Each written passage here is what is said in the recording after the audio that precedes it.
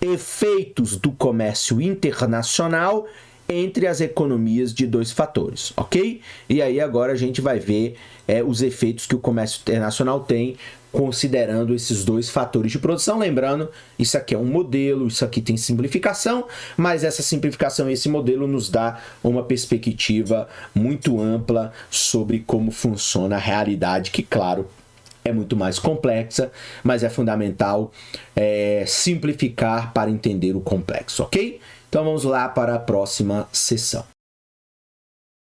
Tendo delineado a estrutura de produção de uma economia de dois fatores, nós podemos agora olhar para o que acontece quando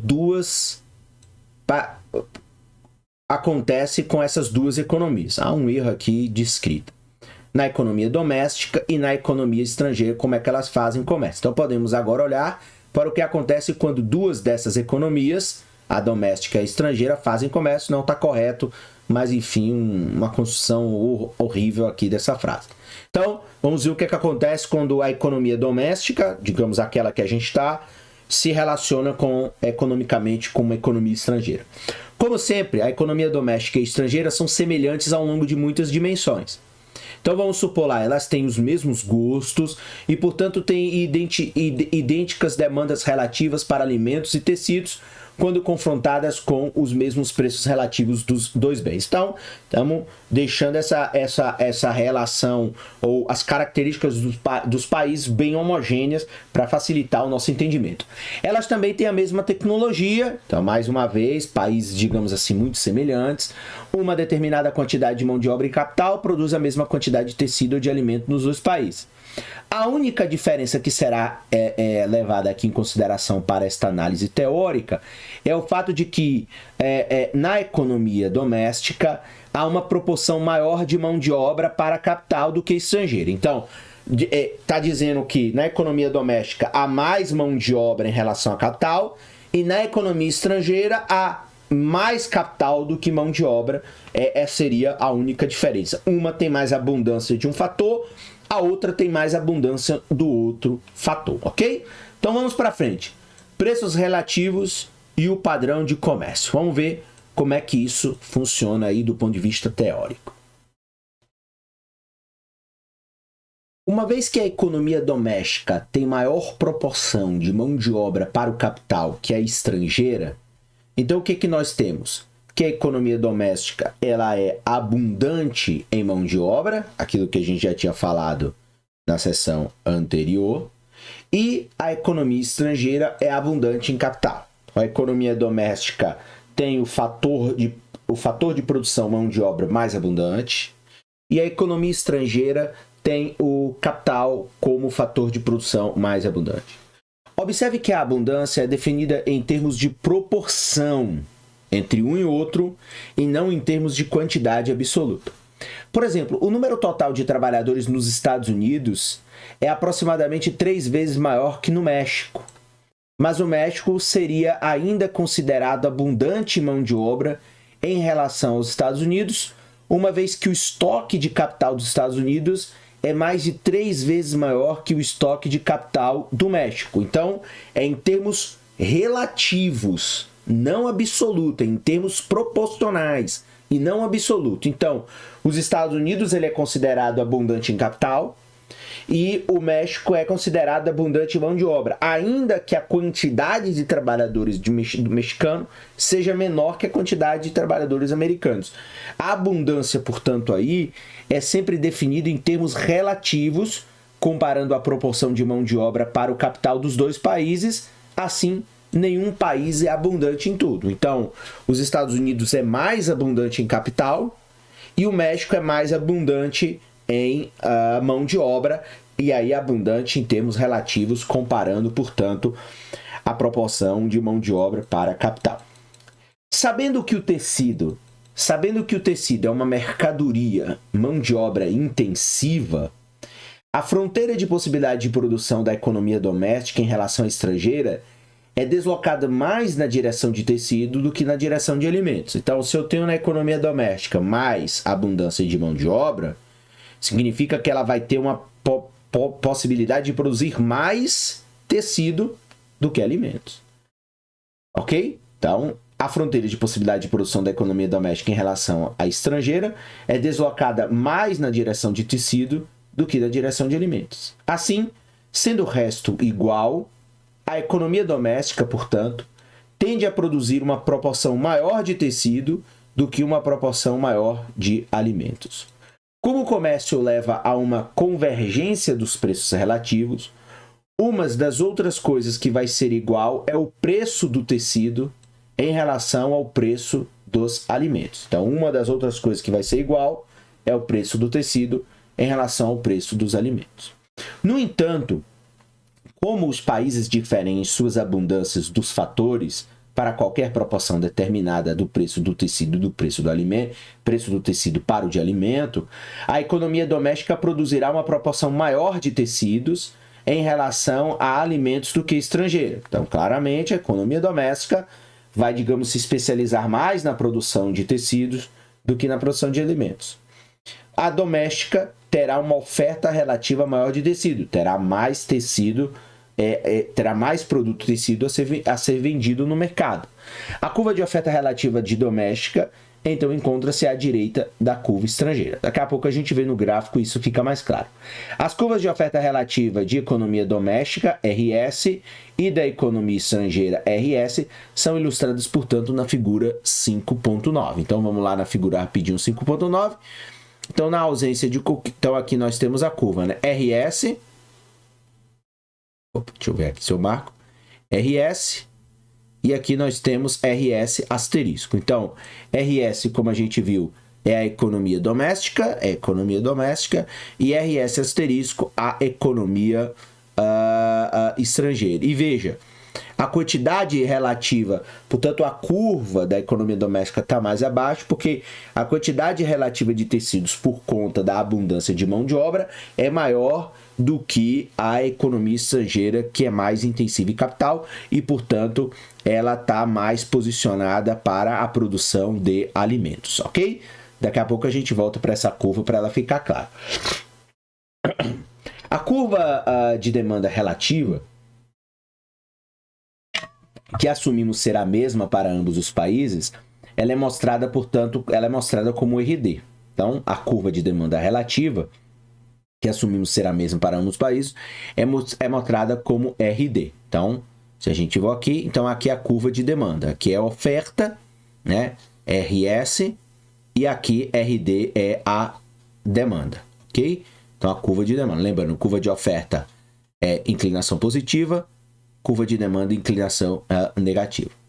E aí nós temos aqui, portanto, a curva de demanda, que é igual para ambos, dado que lá a gente fez a consideração de que a diferença desses países seria apenas a questão de mais abundância de fatores de produção, ou mais tudo seria, digamos, países com características de consumo muito iguais.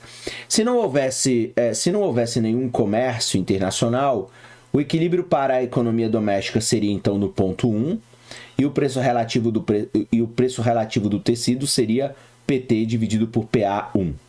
O equilíbrio para a economia estrangeira estaria no ponto 3, com o preço relativo de tecidos dado por PT PA3. Assim, na ausência de comércio, o preço relativo do tecido seria menor na economia doméstica. Então, aqui, ó. Então, o preço relativo do tecido seria menor na economia doméstica do que na economia estrangeira. Por quê?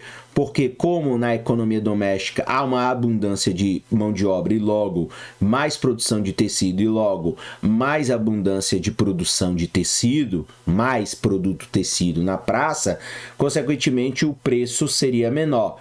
Já na economia estrangeira, como há menos mão de obra e, consequentemente, menos produção de tecido, menos tecido, consequentemente, o preço tende a ser um pouco maior, que é o que a gente está vendo. Então, aqui, ó, o preço relativo do tecido, ele é maior na economia estrangeira do que na economia doméstica, ok? Se a gente voltar aqui apenas para dar uma olhada na legenda dessa figura, então, a figura 5.9, o comércio leva há uma convergência dos preços relativos. Na ausência de comércio, o equilíbrio da economia doméstica seria no ponto 1, onde a oferta relativa interna RS intercepta com a curva de demanda. Da mesma forma, o equilíbrio da economia estrangeira estaria no ponto 3. O comércio, então, se ele for feito, que daqui a pouco a gente vai ver lá no texto, leva a um preço relativo mundial que se encontra entre os preços de pré-comércio, como, por exemplo, o ponto 2. Então, aí, daqui a pouco a gente vai ver que ocorreria, então, uma convergência ao ponto 2. Então, se você tem comércio e você vende tecido para a economia estrangeira, e a economia estrangeira vende tecido para vende alimentos para a economia doméstica, você então tem mais tecido no mercado internacional. Então, na economia doméstica o preço aumenta um pouco e na economia estrangeira o preço cai um pouco, dado aí as relações de força que a gente vai ver aqui. Então, veja, quando a economia doméstica e a economia estrangeira fazem comércio entre si, o que acontece? Os preços relativos eles convergem, que foi o que a gente acabou de ver na figura 5.9. O preço relativo do tecido sobe na economia doméstica, portanto fica um pouco mais caro porque agora há uma demanda internacional, e cai na economia estrangeira porque a oferta de produto na economia estrangeira aumenta.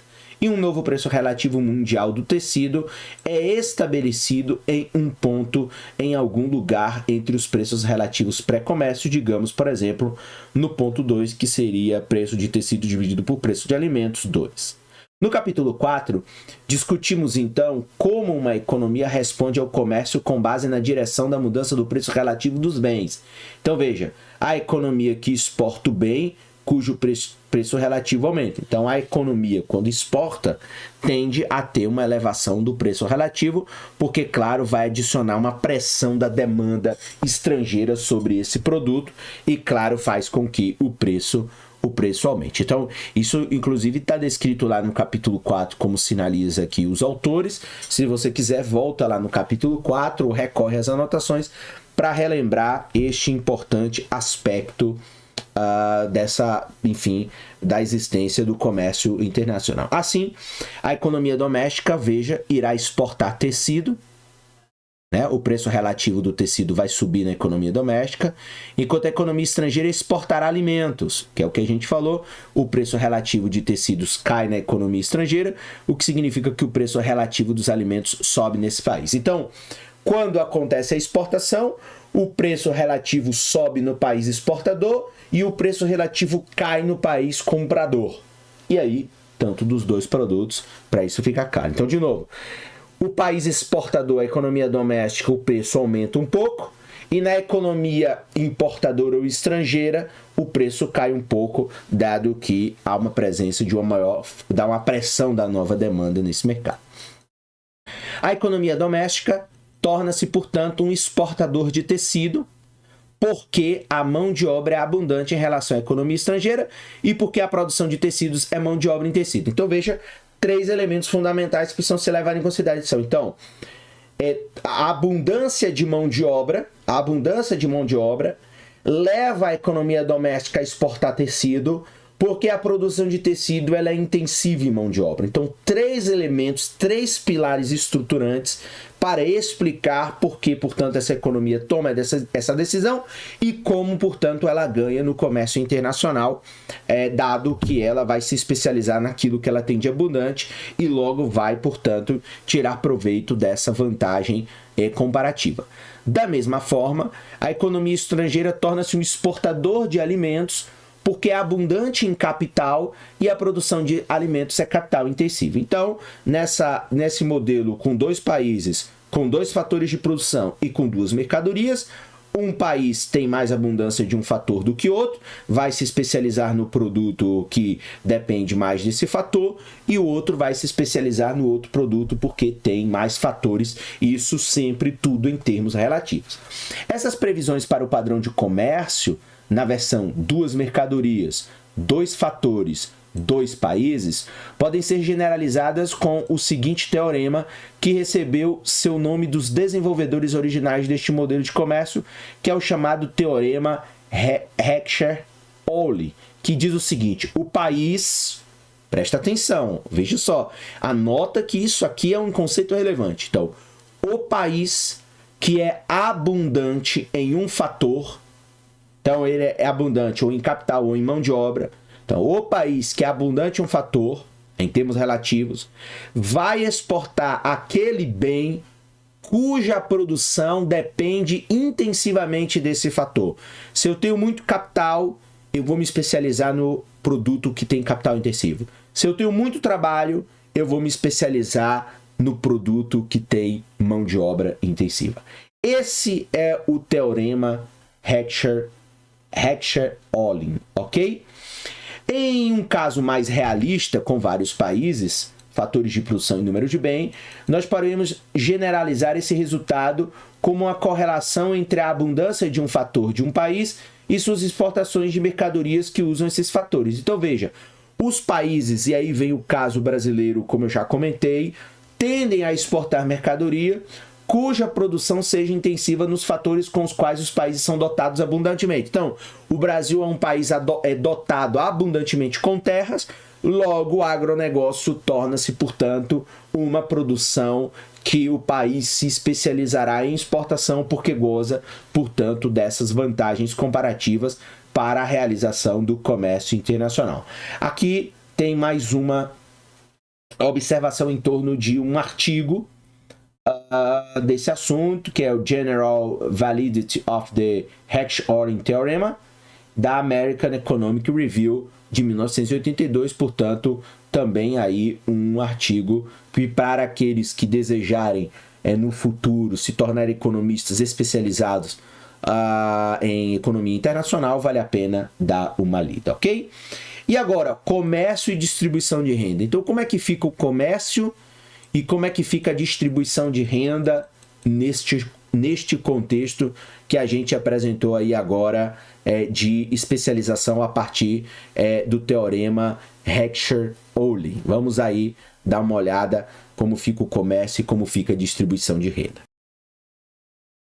Discutimos como o comércio induz, então, uma convergência dos preços relativos. Lembrando lá, na economia estrangeira o preço diminui, na economia doméstica o preço aumenta para chegar a um preço único ou ao chamado preço do produto no mercado internacional. Anteriormente, vimos que as alterações dos preços relativos, por sua vez, têm fortes efeitos sobre os ganhos relativos de mão de obra e de capital. Então, claro que aí você tem nesse movimento um setor do mercado dos fatores de produção que ganha e outro que perde. Um aumento do preço do tecido, então, veja, aumenta o poder de compra da mão de obra em termos de ambos os bens, reduzindo o poder do aquisitivo do capital em termos dos dois bens. Então, se há um aumento do preço do tecido no mercado doméstico, significa que a mão de obra, porque é um produto de mão de obra em tecida, ganha poder de compra em termos relativos a ambos os bens, reduzindo, portanto, o poder aquisitivo do capital em termos de dois bens. Um aumento nos preços dos alimentos tem o efeito inverso. Assim, o comércio internacional ele pode ter um efeito poderoso sobre a distribuição de renda, até mesmo em longo prazo. Então veja, na economia doméstica, onde o preço relativo dos tecidos sobe, as pessoas que recebem seus rendimentos de mão de obra ganham com o comércio internacional, que é o que acontece, por exemplo, no caso brasileiro com o agronegócio. O agronegócio, por ter preços relativos maiores no mercado internacional, tende a ser um negócio em que as pessoas ganham mais rendimentos por conta da mão de obra. Mas aquelas que derivam dos seus rendimentos do capital, eles ficam pior. Na economia estrangeira, onde o preço relativo do tecido ele cai, porque ele agora recebe um produto internacional e agrega ao mercado internacional a sua demanda, portanto, reduzindo o preço dentro do seu mercado, o oposto acontece. Então, os trabalhadores naquele mercado do tecido são prejudicados, porque eles vão ser inundados por um mercado de importação mais barato, e os donos do capital é que vão ser beneficiados, porque os setores intensivos de capital vão ganhar poder de compra em termos relativos nessa situação. O recurso do qual um país tem uma oferta relativamente grande, a mão de obra na economia doméstica e o capital na economia estrangeira, é o chamado fator abundante naquele país. E o recurso do qual tem uma oferta relativamente pequena é considerado, portanto, de fator escasso. Então, um país pode ter fator abundante trabalho, no caso da economia doméstica, mas tem o fator escasso capital. E a economia estrangeira tem o fator abundante capital e o fator escasso a mão de obra. Então, você vai ter um fator abundante e o outro fator escasso, sempre isso em termos relativos. A conclusão geral sobre os efeitos do comércio internacional sobre a distribuição de renda, então, no longo prazo é o seguinte, e aí, mais uma vez, preste atenção, anote essa frase que ela é relevante. Então, os proprietários de fatores abundantes de um país ganham com o comércio, mas os proprietários de fatores escassos de um país, eles perdem. Eu acho que essa é uma lição muito interessante. Então, por exemplo, quando você abre a economia brasileira nos anos 90 lá, sobretudo começa no Collor, mas se efetiva no Fernando Henrique Cardoso, uma maior abertura comercial da economia brasileira, aqueles fatores abundantes, como o agronegócio, ganharam. Mas aqueles fatores escassos, como por exemplo, a indústria de informática brasileira, perdeu brutalmente porque você teve uma abertura. Então, por exemplo, chegaram computadores mais baratos do que os que eram produzidos aqui. Então, esses proprietários dos fatores escassos, no caso brasileiro capital, perderam. Então, isso aqui é importante. Então, a busca, portanto, pelo comércio internacional produzirá de maneira inevitável um setor abundante ganhador e um setor escasso perdedor. E claro, é por isso que o comércio internacional é tão controverso até hoje, sobretudo quando você inclui os lobbies nacionais, os interesses políticos, as pressões que os países ricos fazem sobre países pobres e assim sucessivamente. Então veja que o comércio internacional ele é algo extremamente complexo e relevante no funcionamento das economias e das sociedades contemporâneas, porque justamente ele produz como um de seus efeitos uma redistribuição ou realocação da renda daquele país. Então, quando você tem, por exemplo, setores produtivos que começam a perder com a abertura comercial, com a relação entre um país e o outro, você aqui tem perdedores. Então, esses perdedores são politicamente fortes ou fracos? Se eles são, porque você pode ter, como é no caso também de vários exemplos, no caso dos Estados Unidos da Europa, você pode ter vários proprietários de fatores de produção escasso, que eles são fracos e escassos do ponto de vista econômico, mas do ponto de vista político, digamos, por exemplo, são setores tradicionais. E esses setores tradicionais vão, portanto, fazer pressão para que os efeitos, portanto, do comércio não sejam tão fortes quanto deveriam, observando pelo lado teórico. Na nossa análise do caso de fatores específicos, notamos que os fatores de produção que estão presos em uma indústria que compete com a importação perdem com a abertura do comércio, ok? Então, os fatores de produção que estão presos em uma indústria que agora vai ser inundada por importação mais barata vão perder com a abertura do comércio. Aqui notamos que os fatores de produção que são usados intensamente pela indústria que compete com a importação são prejudicados pela abertura do comércio. Então veja, os fatores de produção que são predominantemente usados pelas indústrias que vão competir com a importação também são prejudicados. Então, o produto é prejudicado com a abertura de comércio e o fator de produção abundante daquele produto também perde com a abertura de comércio, independentemente da indústria em que trabalham. Além disso, o argumento teórico sobre os ganhos agregados do comércio é idêntico ao caso dos fatores específicos. Então veja, a abertura ao comércio expande as possibilidades de consumo de uma economia. E aí você pode rever lá no capítulo 4 a figura 4.11. Então veja, a abertura ao comércio expande as possibilidades de consumo de uma economia. Então você vai ganhar no consumo, mas você pode perder na produção. Então não há uma maneira, portanto, de beneficiar todo. E aqui está um ponto chavíssimo, né? Muito chave, que é o fato de que o comércio internacional ele não vai conseguir agradar a todos. E aí é aquilo que eu sempre estou remetendo aos livros de introdução à economia, os primeiros capítulos que um estudante de economia ou um estudante de outras áreas que comece a estudar economia tem que ter, que é o fato de que você tem trade-offs presentes por tudo que é lado no funcionamento da economia. E quando você tem a questão do comércio internacional, claramente você tem uma questão de escolha, porque algum grupo da sociedade, algum grupo econômico da sociedade perderá com a abertura comercial. No entanto, existe uma diferença crucial relativa aos efeitos de distribuição de renda nesses dois modelos. Então veja, a especificidade de fatores para indústrias específicas muitas vezes é apenas um problema temporário. Então veja, fabricantes de vestuário não podem se tornar fabricantes de computadores da noite para o dia. Mas com o tempo, a economia dos Estados Unidos pode deslocar seu emprego da fabricação dos setores em queda para os que estão em expansão. E aí aqui tem uma questão importante. Então veja, o que os autores estão botando aqui é o seguinte elemento do ponto de vista estratégico. O comércio internacional ele é bom, mas ele é repleto de trade-offs, o que significa aquilo que a gente já confirmou lá em cima, de que não dá para beneficiar todos.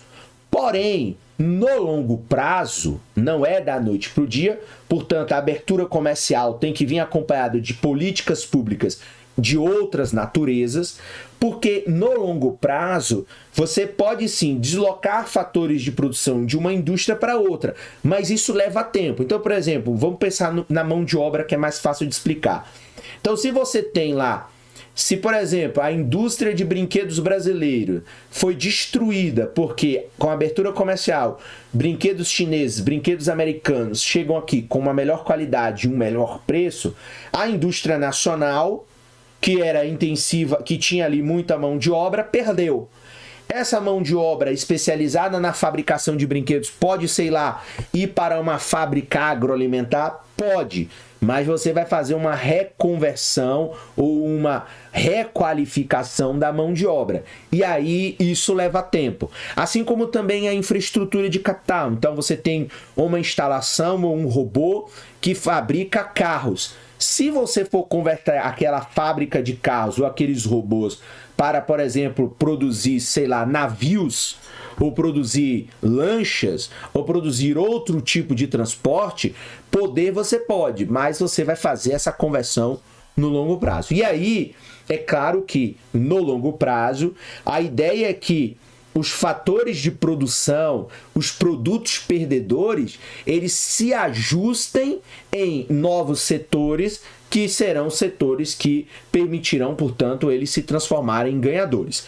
Isso é possível numa economia? É possível numa economia, é possível fazer isso, mas veja que aí agora a gente coloca o seguinte, que na contribuição e nos ganhos do comércio internacional, você tem que prever, todos os países têm que prever, por exemplo, inclusive países ricos, como é o caso dos Estados Unidos, precisam prever que parte da sociedade perderá e parte da sociedade precisará participar de um programa estratégico pensado antecipadamente para se requalificar e se reestruturar e para acessar aí novos setores dessa economia agora aberto. Então essa é uma parte, portanto, que mostra que o comércio internacional, a abertura ao comércio internacional tem que vir acompanhada também de políticas públicas. Isso é determinante para o sucesso da abertura comercial.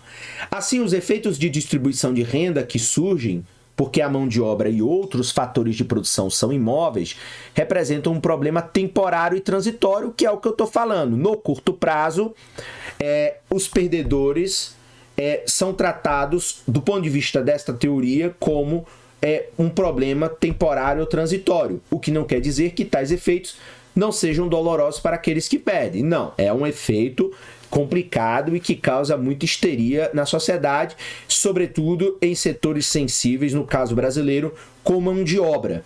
Então, se você tem um setor que perde muito, por exemplo, o setor têxtil, que vai competir com esses marketplaces chineses, é desumana a competição. Então, claramente, o setor têxtil, o setor de vestuário brasileiro, perde muito e é doloroso porque é um setor intensivo em mão de obra, e que se ele perde para o mesmo setor, só que de outro país, muito mais intensivo em mão de obra e sofisticado, produzindo em escalas maiores, você vai ter aqui um conjunto de desempregados que vão sofrer por um determinado período.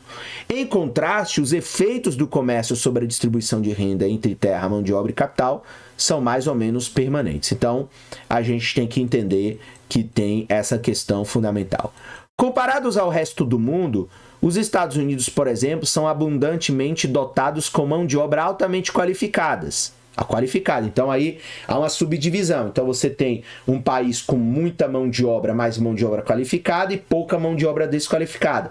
E você vai ter um outro país que vai ter muita mão de obra desqualificada e pouca mão de obra qualificada. Enquanto a mão de obra pouco qualificada é correspondentemente escassa, também em termos relativos. Isso significa que o comércio internacional tem o potencial de prejudicar os trabalhadores pouco qualificados dos Estados Unidos, que é o que de fato acontece. Quando a gente vê, por exemplo, Donald Trump ganhar as eleições, ele vai ganhar porque ele vai discursar para aqueles norte-americanos desempregados que foram duramente afetados por uma abertura comercial dos Estados Unidos em relação à China. Inunda o mercado americano de produtos chineses muito mais baratos e com uma qualidade atualmente até melhor, e aí você faz com que esses trabalhadores percam nas suas indústrias. Só que veja, não apenas temporariamente, mas em uma base sustentável. Então, o efeito negativo do comércio sobre os trabalhadores pouco qualificados constitui um problema político persistente. E aí, mais uma vez, esse livro, como é de 2015, o Donald Trump vai se eleger, acho que final de 2016. Então, o que acontece? Claramente, você tem um problema político grave, porque você tem parte da sociedade que perdeu com a abertura comercial dos Estados Unidos, que não pode ser remediado por políticas que proporcionam alívio temporário como seguro-desemprego. Então veja como precisa de uma política pública. Então o efeito negativo constitui um problema extremamente persistente. Consequentemente, o efeito potencial de aumento das trocas comerciais na desigualdade de renda nas economias avançadas como os Estados Unidos tem sido objeto de uma grande quantidade de pesquisas empíricas. Então, esse é um assunto que, ainda que o livro seja de 2015, não se perdeu muitas questões importantes do ponto de vista teórico, mas veja, esse é um assunto que está na ordem do dia, por exemplo, na Europa. Então, o europeu desempregado está frustrado com a grande abertura comercial que destruiu o seu tecido produtivo em uma série de produtos. Aqueles trabalhadores que não se qualificaram, porque às vezes a gente tem a impressão de que em países ricos não existem trabalhadores qualificados. Existem, mas em menor quantidade que países pobres como o Brasil, mas existe muito trabalhador com baixa qualificação, o que significa, portanto, que você tem um gravíssimo problema de que você vai ter uma pequena parcela da sociedade que vai perder. E pode ser, como é o caso dos Estados Unidos, uma parcela da população barulhenta. E aí você cria problemas políticos e problemas no funcionamento das políticas públicas, especialmente políticas públicas de trabalho. Porque pessoas desempregadas dá muito mais problemas do que capitalistas que, digamos, têm um rendimento baixo. Então a gente não vê muitos empresários chorando por causa da competição chinesa. É mais o trabalhador que perde, porque quando você compra um produto do exterior, você está exportando emprego, tá mandando. Então, se eu compro uma blusa na China, eu tô, em outros termos, eu tô contratando indiretamente uma costureira chinesa.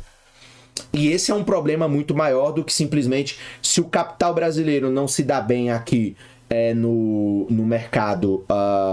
No mercado de vestuário, ele pode vender e aí pode se reajustar com mais capacidade do que a mão de obra. A mão de obra, você tem uma certa resistência a transformações muito abruptas. Então, por exemplo, é difícil você transformar um cortador de cana que agora foi substituído por uma máquina e está desempregado, por transformar esse cara num programador de sistemas de informação.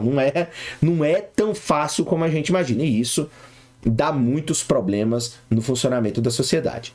Vamos rever alguma dessas evidências nos estudos de caso que se seguem e concluir que o comércio tem sido, no máximo, um fator que contribui para os aumentos registrados da desigualdade de renda nos Estados Unidos. E aí aqui é um outro grande problema. Então, como mais uma vez os mais afetados e os que vão fazer mais barulho e os que vão criar mais problemas políticos são normalmente os trabalhadores perdedores, e eles vão perder renda, você ainda tem no comércio internacional a crítica de que ele é responsável, em grande medida, pelos aumentos de desigualdade de renda no mundo, e também esse é um fenômeno que acontece nos Estados Unidos. Então, vamos ver aí alguns estudos de caso, e esses estudos de caso vão mostrar um pouco mais na prática